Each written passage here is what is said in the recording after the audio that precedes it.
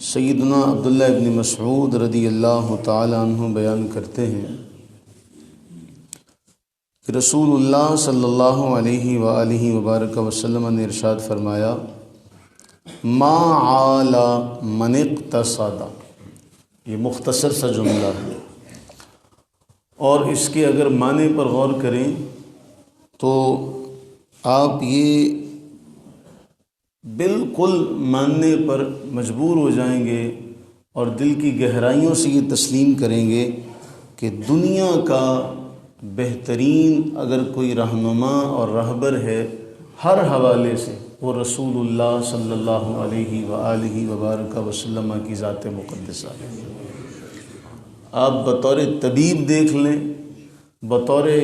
معیشت کے ماہر کے اعتبار سے دیکھ لیں، اس جملے کی معنویت پر آپ غور کیجئے گا۔ فرمایا ما عال من اقتصد، جو میانہ روی اختیار کرے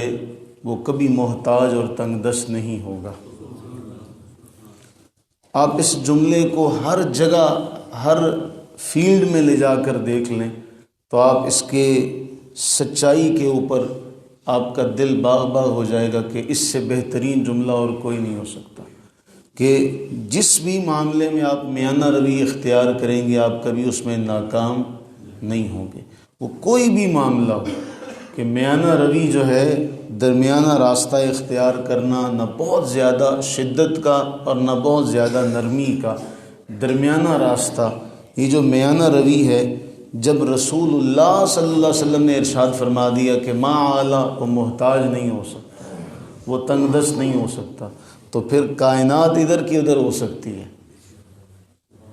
جو میانہ روی اختیار کرے گا پھر وہ اس فرمان کے مطابق کبھی بھی ناکام اور رسوا نہیں ہو سکتا۔ اچھا، اب اگلی جو بڑی اہم بات ہے وہ یہ ہے کہ میانہ روی کہتے کسے ہیں؟ ہمارے ہاں ایک بہت بڑی غلطی یہ ہے کہ میانہ روی اسے کہا جاتا ہے کہ جی برائی کو برا نہ کہا جائے، کہ جی برے کو آپ برا نہ کہیں، بس اچھائی کیے جائیں، اس کو میانہ روی کہتے ہیں۔ میانہ روی کا معنی یہ ہے کہ انسان اپنے تمام معاملات میں، چاہے وہ دینی ہوں چاہے وہ دنیاوی ہوں، ان میں غلو نہ کرے، ان میں شدت اختیار نہ کرے، یہ میانہ روی ہے۔ یہ میانہ روی نہیں ہے کہ جی انسان یہ کہے کہ جی کوئی نہیں جی وہ اپنا اس کا معاملہ ہے، ہمارا اپنا معاملہ ہے، یہ معاملہ نہیں ہے۔ اللہ تعالیٰ کی مقرر کردہ حدود سے تجاوز نہ کیا جائے اور رسول اللہ صلی اللہ علیہ وآلہ وبارک وسلم کی سیرت طیبہ کے معاملے میں کسی بھی قسم کی زیادتی اور کمی سے بچا جائے، بلکہ اس معاملے پر، اس عمل پر عمل کیا جائے جو رسول اللہ صلی اللہ علیہ وسلم نے کر کے دکھایا ہے۔ اس میں علماء ایک مثال بیان کرتے ہیں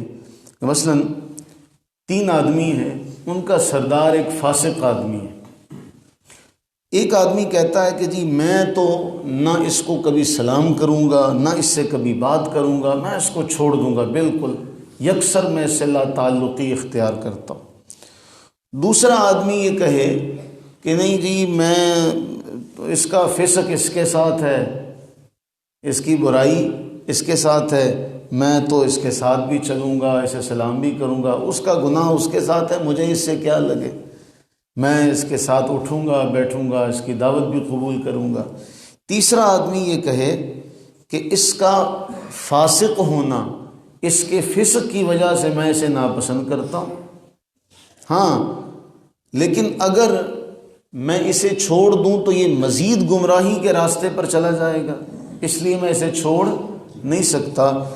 اس میں اصلاح کی کوئی گنجائش ہے، یہ بات بہت اہم ہے، اس میں اصلاح کی کوئی گنجائش باقی ہے، یعنی اگر میں اس کے ساتھ تعلق قائم رکھوں تو میں اس کی اصلاح کر سکتا ہوں۔ اس صورت میں یہ نہیں ہو سکتا کہ ہمیں پتہ ہو کہ جی اگلا بندہ سیدھا ہو ہی نہیں سکتا اور پھر بھی ہم کہنے کہ ہم تو اس کے ساتھ اس لیے جڑے ہوئے ہیں، جس طرح کوئی غیر مذہب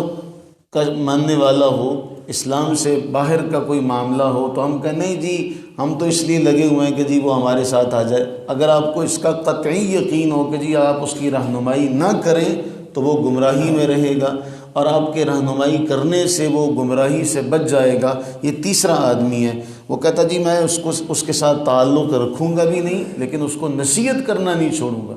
اب ایک ہی شخص ہے اور 3 آدمی ہیں۔ پہلا جو ہے وہ غلو کرنے والا ہے کہ میں اس کو بالکل چھوڑ دوں گا۔ دوسرا جو ہے وہ تقصیر کرنے والا ہے۔ تیسرا جو ہے وہ میانہ روی اختیار کرنے والا۔